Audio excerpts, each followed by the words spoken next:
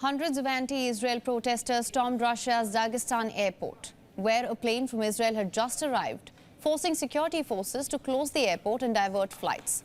The violence, which erupted amid the war between Israel and Hamas in Gaza, prompted Tel Aviv to call on Moscow to protect its citizens.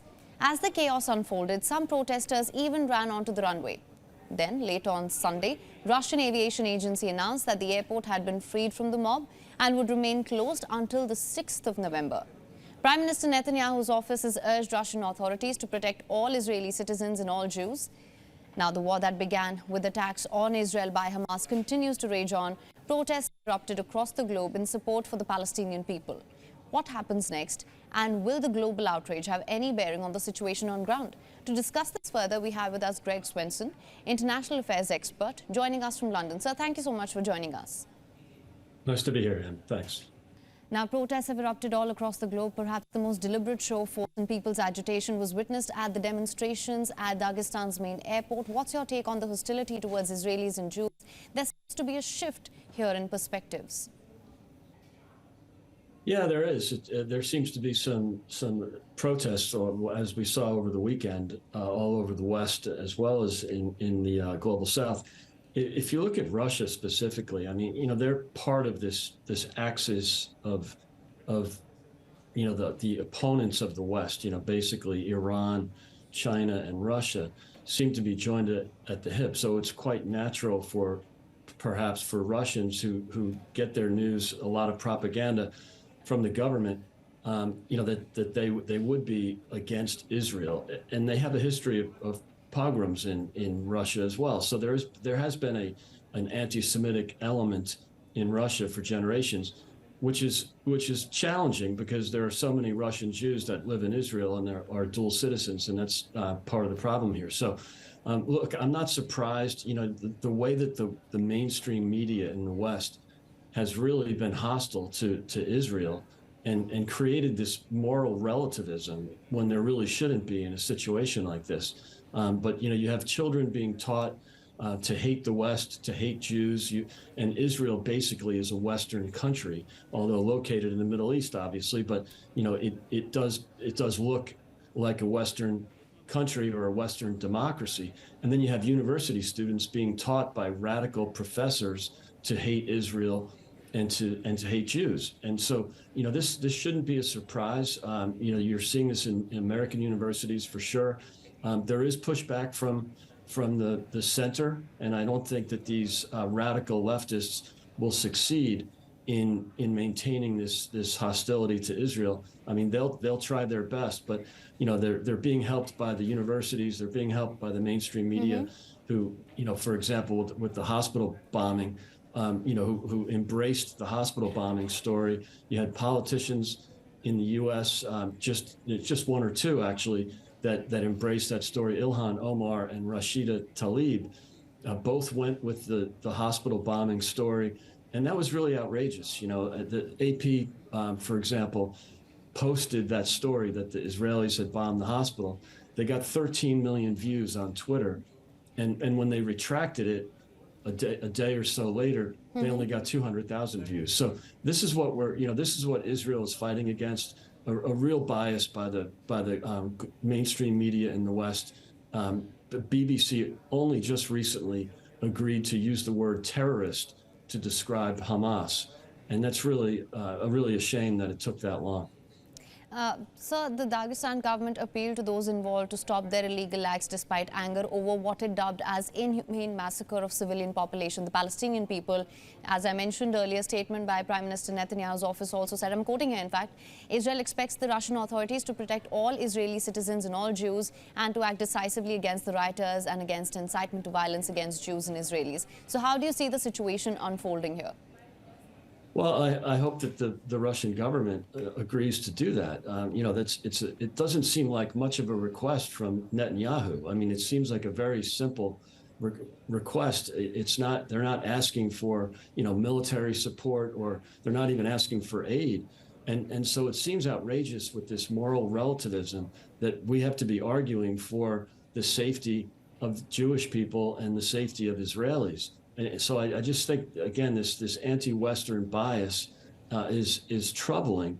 And I think you also have to point to, going back to the protests, you have to point to the immigrants that are taught from birth to hate the West and to hate Jews and to hate Israel.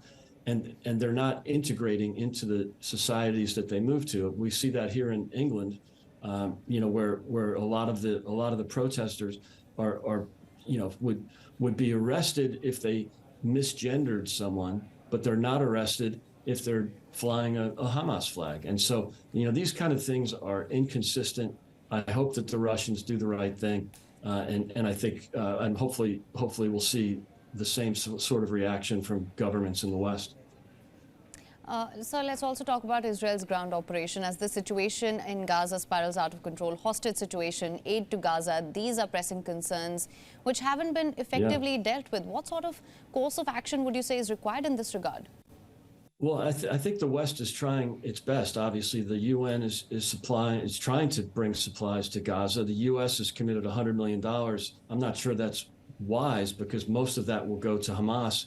Right now, Hamas is armed. They also have plenty of food and plenty of fuel, and yet the people in Gaza are not getting the supplies that are being shipped to Gaza from Egypt. So this is all on Hamas. This has nothing to do with support or humanitarian support or aid from the West. The West is trying to aid these people, and of course Hamas is using them as human shields. They're not allowing American citizens to leave Gaza. There are 600 American citizens in Gaza, most of whom work for humanitarian groups that are trying to help the people, and they're being used as human shields. So, this is all on Hamas. Again, the moral relativists in the media are trying to paint this as, two sides or two stories. It's really not. Hamas is using their own people as human shields. In fact, there was a hospital in Israel that was bombed by a rocket from Gaza, last week, a Hamas rocket from Gaza. Not a word about that in the mainstream media. So this is a really unfortunate situation where people are not getting the facts. And the fact is there's plenty of aid that's trying to make its way to Gaza, but it's being blocked by Hamas. Sir, I believe the concern at this point, of course, as you mentioned as well, is that civilian lives are at risk. What would you say are Israel's broader objectives? Can we expect a ceasefire anytime soon? Yeah, it's again, it's a shame that they're forced into this.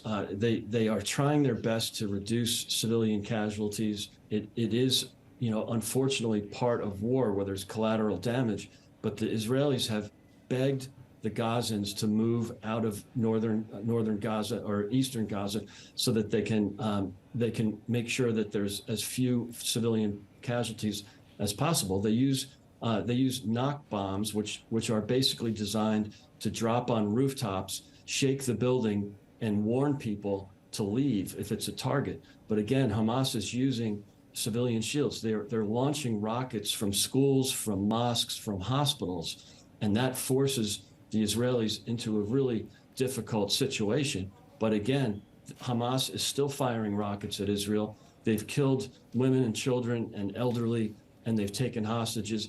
This is something that the Israelis have no choice but to defend themselves and to try to find the perpetrators of these of this genocidal crime. And as the fighting rages on that front, clashes along the Lebanon-Israel border between Hezbollah and Israel have intensified as well. Fears of a wider conflagration persist. What's your take on this? Yeah, look, I think the Hezbollah is probably waiting for the right moment to escalate. I know that they're firing rockets, which they always do. So, this is something, again, that the media doesn't like to admit.